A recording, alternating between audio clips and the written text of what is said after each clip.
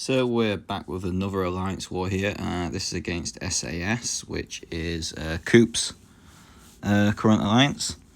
Normally a pretty strong Masters or Plat 1. I think they may have got a couple of times Alliance. I may be doing them a slight disservice there, saying Plat 1, but I'm pretty sure they're a Masters or Plat 1 Alliance. Given a team of 2 Human Torches and Quake, so a full science team, expecting to be coming against a few Mystics. Well, I've been given this team. Got Path 6 in Section 1 and then Path 7 in Section 2.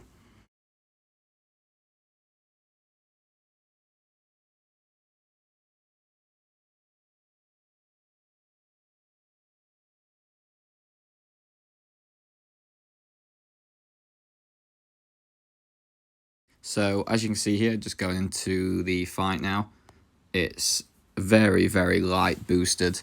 No pre-fight, just because Black Widow will pretty much give me the Smolders and the Incinerates to go into Nova Flames pretty quickly anyway. The main thing about this fight is that you just don't let the aggression Furies build up too much, and you keep pretty on top of them while you're also trying to bait some special attacks if you want to. Ideally, I don't really want to bait special ones from her here. I'd rather push it to the special 2 and bait that because it doesn't put any bleeds on me and I can easily react and counter the special 2. Black Widow's special 1 has a little bit of a weird thing where sometimes she can react very, very quickly. And the moment you go to attack them after they've thrown it, you get parried and then they kick the crap out of you. So, yeah, it's not what you want. Moving on after that fight now, as you can see, barely lost any health. That's fine. Going to go into this Mr. Negative here. It's been a while since I've quaked him. I think the last time was probably the event quest for the Cavalier difficulty and stuff like that when he was out.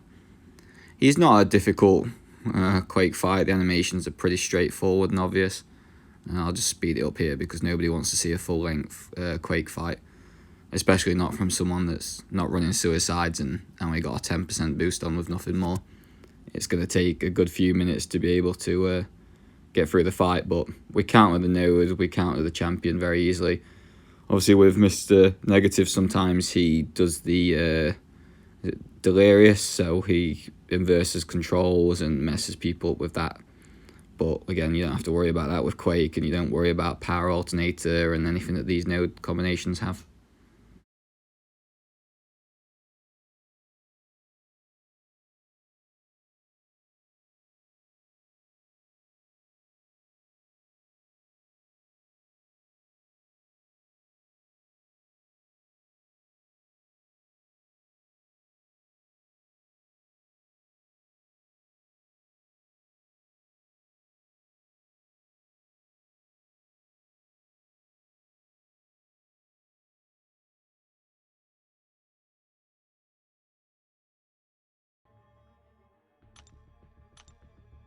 So we wake up the next morning and already moved to Sasquatch just to use up a little bit of energy. Put on the first one of Human Torches pre-fights using the 6-star for this fight. And boosting up, again, pretty small. It's about the standard that I sort of tend to use. Mini bosses get a little bit higher and bosses maybe a little bit more. But so yeah, pre-fight applied, these 2 boosts on. Everybody's got so many invulnerability boosts now that we just using them in any rough fights. This one was a particularly bad fight, but it shows you that even if you have a really bad fight against Sasquatch with Human Torch here, if you're running invulnerability and even with pretty low boosts, you should get through it pretty easily. The main thing is normally to dodge special ones like that. Just so you don't get stunned through the block. Again, I think the weird dexterity parry bug thing was going off because I'm pretty sure I swiped back and it didn't happen. There, I was hoping to throw the special 2 to stun him to be able to then push him to his special 2 after.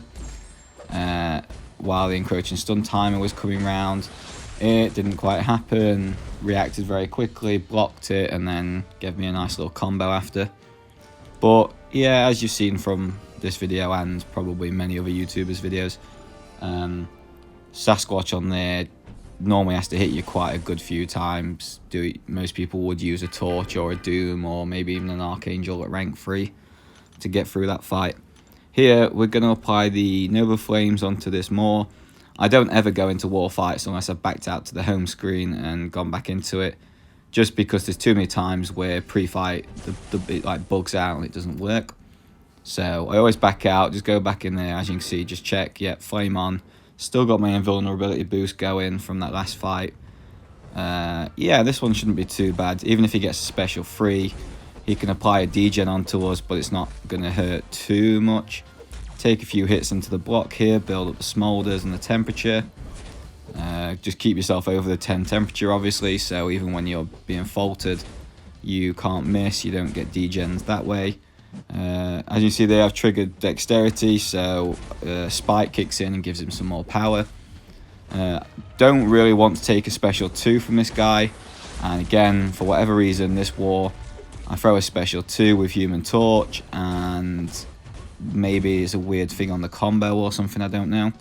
But I've done the combo, pressed it, and the opponents be able to react to block it and just take all the hits to the block. So, rather annoying, but hey, these things happen. Going to here, look, the degen's hitting me relatively hard, but it's not too bad, even against only a 5-star. And yeah, that fight's done.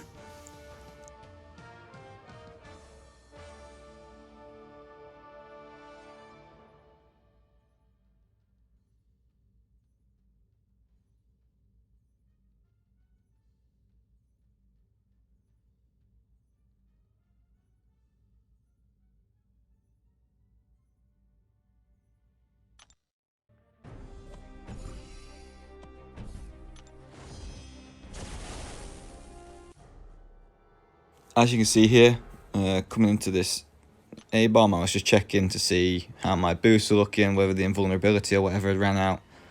I just decided, like I said, because everybody's got things in overflow, I'll put on a combat regen here, just to try and build some health back with Quake. My alarm came up then, which was relatively good timing, because if it had come up mid-fight, it probably would have ruined my quaking. So yeah, here we just try and make sure we've got our health back to 100%, and we just don't take any hits really, especially onto the block, because he can poison us through the block, through any contact, and obviously the kinetic transference on this node would mean that if he does that, he starts gaining power, and that's not what we need. Give myself a little bit of comfort and wiggle room there to just knock him away, and then get ready to start quaking again. He's below 50%. Even with small boosts, again, these fights, they're not awful. We don't tend to use Quake too much anymore, just because of it's getting more difficult with some rank 3s, and a lot of champions are getting physical resistance now. You can't use her on the mini-boss island, etc., because Kabam brought out the True Focus node to be able to try and nerf herself and anyone else that evades or misses quite a lot.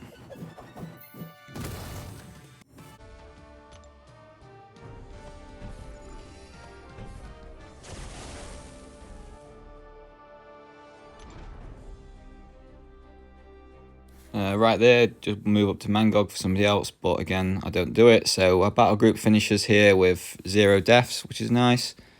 And we end up winning overall against SAS, so it was a very good war to them as well. And this is where the war number 3's finish, so we get our season rankings, and we're currently rank 1. So let's see how long we can keep this going for. Thanks for watching.